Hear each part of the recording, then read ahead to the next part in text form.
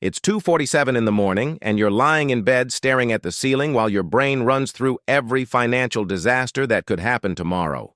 Your car could break down, your rent could increase, your company could lay you off, or one unexpected $3,000 bill could completely destroy your month.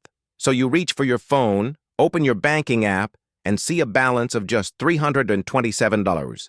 Suddenly, sleep feels impossible, because when you have almost no savings, even a problem costing a few $100s can feel like a financial emergency.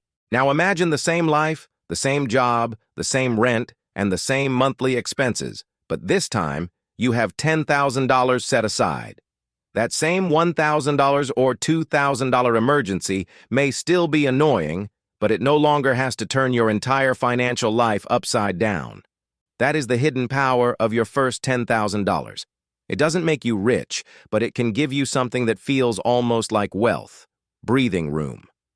Imagine two Americans earning $60,000 a year and facing the same $100 and $200 car repair.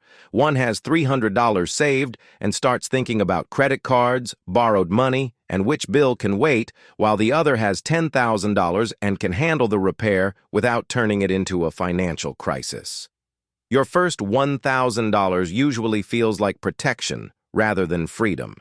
Then you reach $2,000, $3,000, and $5,000, and eventually your savings starts feeling less like money sitting in an account and more like a foundation underneath your life. That foundation gives you options. You have more time to think, more flexibility when something goes wrong, and more ability to make decisions without immediately asking how you will survive until your next paycheck. Those options become especially valuable when you start investing. Building wealth isn't only about choosing smart investments, it is also about having enough stability that life doesn't force you to sell those investments at the worst possible moment. Imagine investing $10,000 in a diversified portfolio and watching the market fall 20%.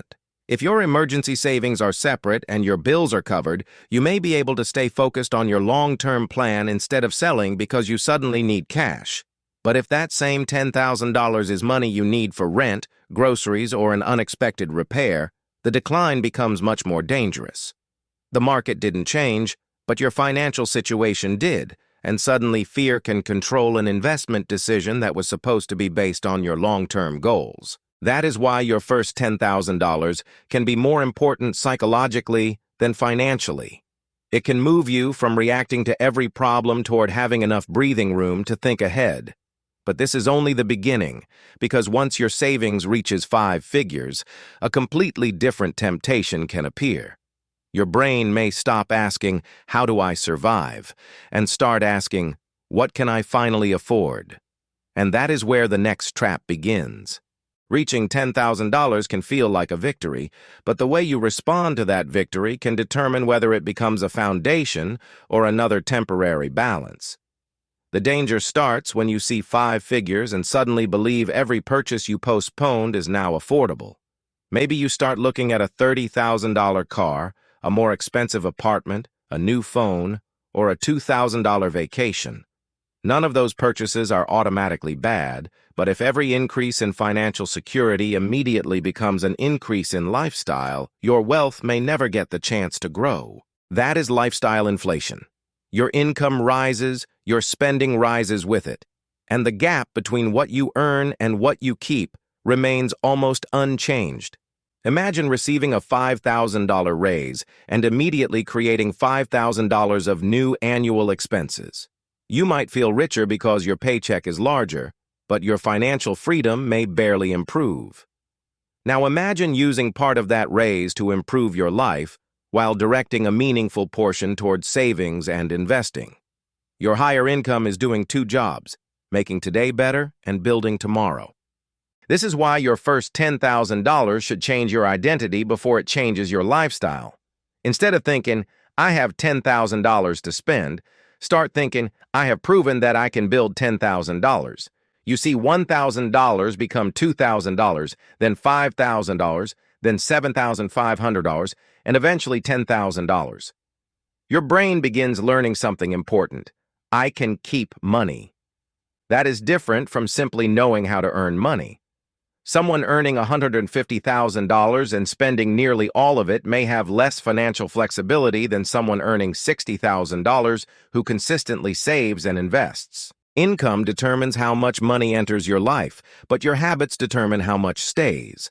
Then investing gives money you don't need today an opportunity to potentially grow over time. Once you reach $10,000, your next question shouldn't be, "What should I buy?" It should be, "How can I make the next $10,000 easier to build?"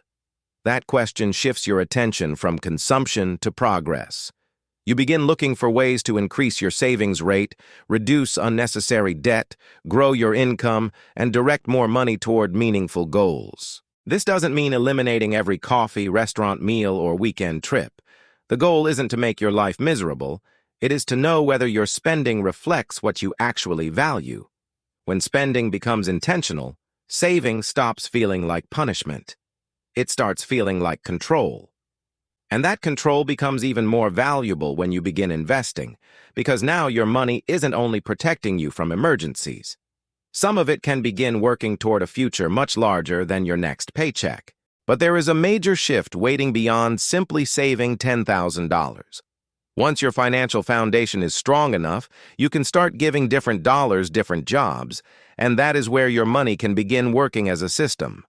Once you've built your first $10,000, the goal isn't to leave every dollar sitting in one account forever. The goal is to understand that different portions of your money have different purposes. I'm Rahat, and this is Rahatinvests, where we break down investing, money psychology, and simple wealth-building strategies without making money complicated. If you want to understand how small financial decisions can create bigger opportunities over time, subscribe Rahatinvests and keep building with us.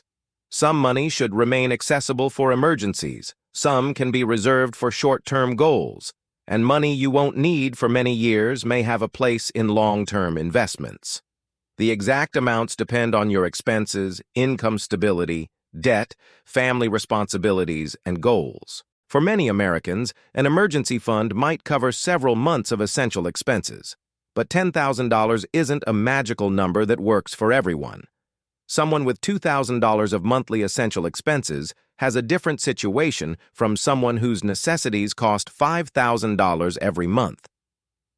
The important idea is creating enough financial breathing room that a surprise expense doesn't automatically force you into high-interest debt or make you sell long-term investments. Once that foundation is in place, you can begin thinking differently about investing. You might contribute to a 401k, capture an employer match, use a Roth IRA if you're eligible, or invest through a diversified brokerage account. The specific strategy depends on your circumstances, but the principle is simple. Money you won't need for years can potentially be given time to grow. At first, compounding can feel almost invisible. You invest $500, then another $500, and the account may not look dramatically different after a few weeks. But investing isn't designed to impress you quickly. It is built around what can happen when consistent contributions and potential investment growth are given years or decades to work together.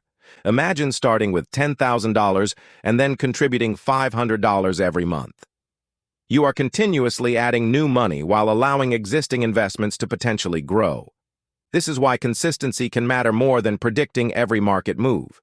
You don't need to know exactly when the S&P 500 will rise or fall to understand the value of investing regularly over a long time horizon. When markets fall, your portfolio may lose value temporarily. If you have cash available for emergencies and don't need the investment money immediately, you may have more ability to stay focused on your long-term strategy. That doesn't make market declines comfortable. It creates a layer between short-term life problems and long-term investments, and time can become one of your greatest advantages. Someone who starts investing at 25 has something someone starting at 45 cannot buy back: additional years for potential compound growth. Your first $100 invested may not look impressive today, but it represents a habit. Your first $1,000 represents consistency, and your first $10,000 represents proof that you can build a financial foundation. Now the real challenge begins. You have to protect that progress, keep your lifestyle under control, and continue investing even when the excitement disappears. Because eventually the market will test you. It will fall, headlines will become frightening, and your portfolio may show numbers you don't want to see. And that is when the foundation you built becomes more valuable than ever. There is one final lesson about reaching $10,000 that has nothing to do with the number itself. The real achievement is becoming someone who can consistently keep money, protect it, and eventually put some of it to work. Think about the difference between having $300 and having $10,000 in financial reserves. You don't suddenly become wealthy at $10,000, but you may stop feeling like every unexpected expense can destroy your entire month.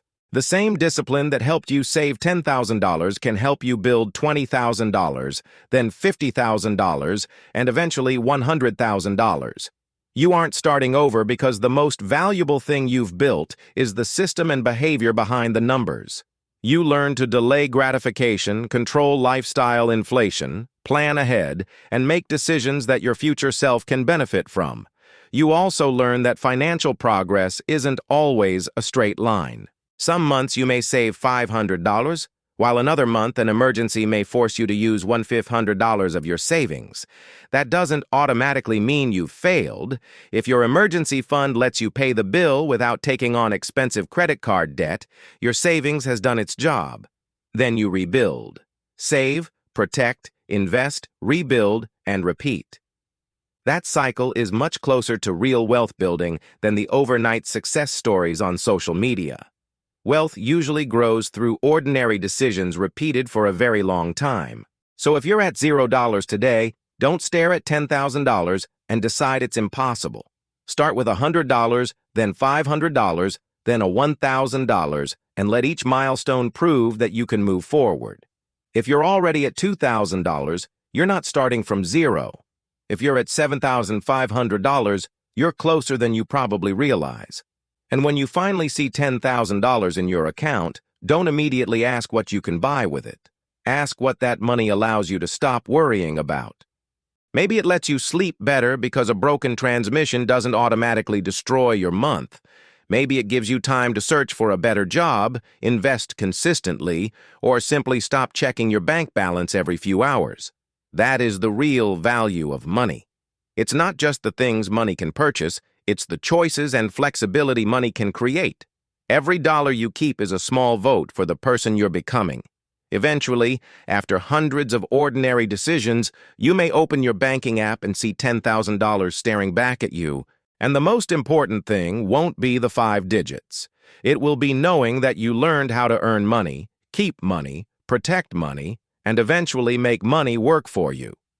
I'm Rahat, and this is Rahatinvests, where we break down investing, money psychology, and simple wealth-building strategies without making money complicated.